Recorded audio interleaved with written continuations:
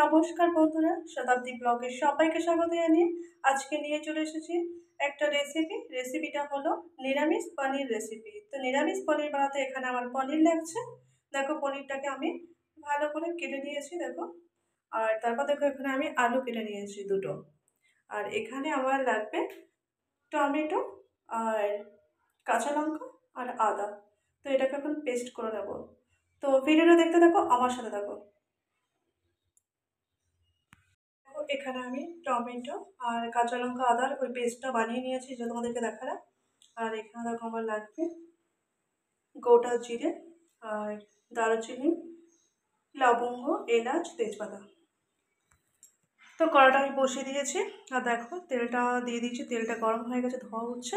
এবার আমি এখানে আলুটাকে ভেজে নেব। চলো আলুটা দিয়ে দিই। আলুটাকে এখন ভাজা ভাজা করতে হবে।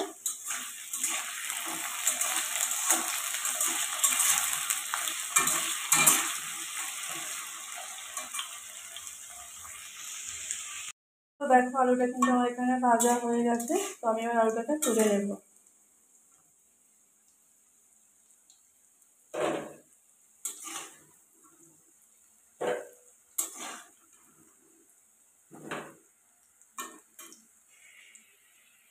পুরো ভাজা হয়ে গেল। দেখো, এখানে আমি পনিরের মধ্যে হালকা লবণ আর হালকা করে হলুদ মেখে নিয়েছি। তো এটাকে এখন পনিরটা এখন কড়াতে দিয়ে দেবো, দিয়ে ভাজা করবো, হালকা করে ভাজা করবো। দেখো, পনিরটা এখানে ভাজা করতে বসিয়ে দিয়েছি।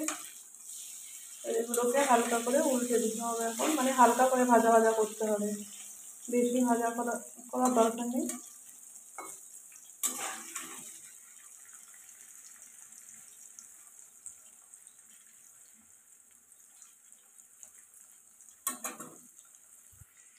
পনিরটা কিন্তু আমার হালকা করে ভাজা হয়ে গেছে। তো আমি এখন তুলে নেব।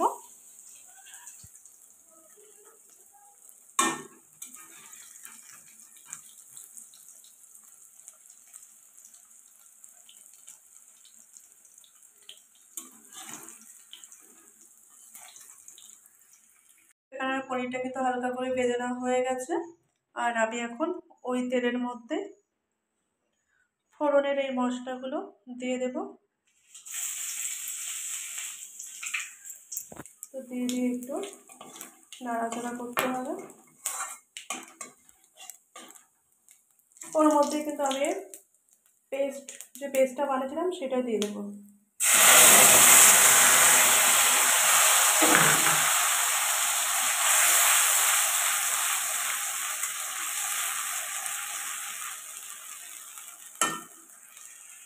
এর মধ্যে আমি এখন লবণটা দিয়ে দেবো। তো লবণটা দিয়ে দিলাম। তারপর আমি দিয়ে দেবো এখানে লঙ্কা গুঁড়ো, হলুদ গুঁড়ো, জিরে গুঁড়ো দিয়ে দিলাম। দিয়ে ভালো করে নাড়াচাড়া করবো।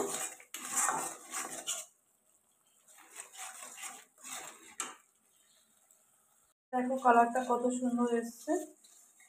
এবার আমি এর মধ্যে আলুটা দিয়ে দেবো। ভেজে রাখা আলুটা দিয়ে দিলাম।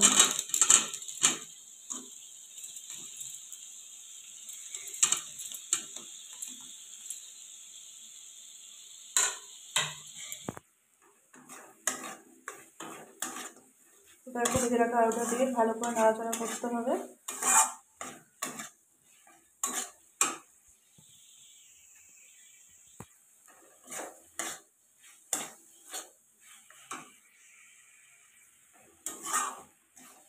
তো ভালো করে এখন কষিয়ে নিতে হবে।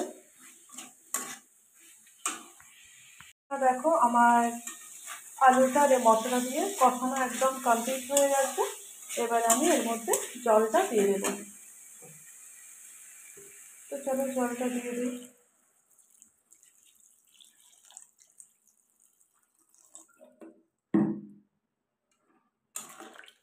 তো জলটা দিয়ে দিলাম।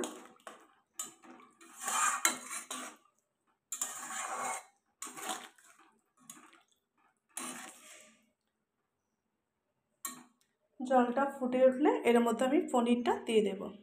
দেখো, এখানে আমার ঝোলটা ফুটে উঠেছে। আমি এখন পনিরটা দিয়ে দেবো।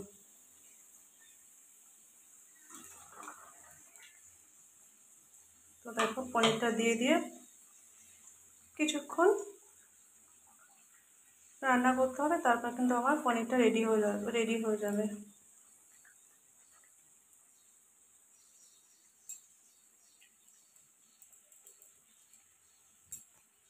পনিরটা দেওয়ার পর কিন্তু আমাকে এখানে আর একটু ফুটিয়ে নিতে হবে। তো আমি এখন পনিরটাকে আর একটু ফুটিয়ে নিচ্ছি। তো রান্নাটা আমার প্রায় কিন্তু হয়ে এসেছে। পনির রান্নাটা কিন্তু আমার হয়ে গেছে, প্রায় একটু বাকি আছে। তো আমি এখন এই সানরাইজে গরম মশলাটা দিয়ে দেবো,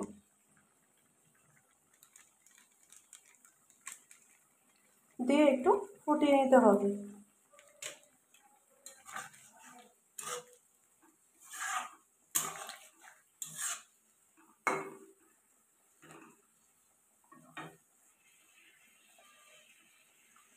দেখো আমার এখানে পনির রান্না একদম রেডি হয়ে গেছে।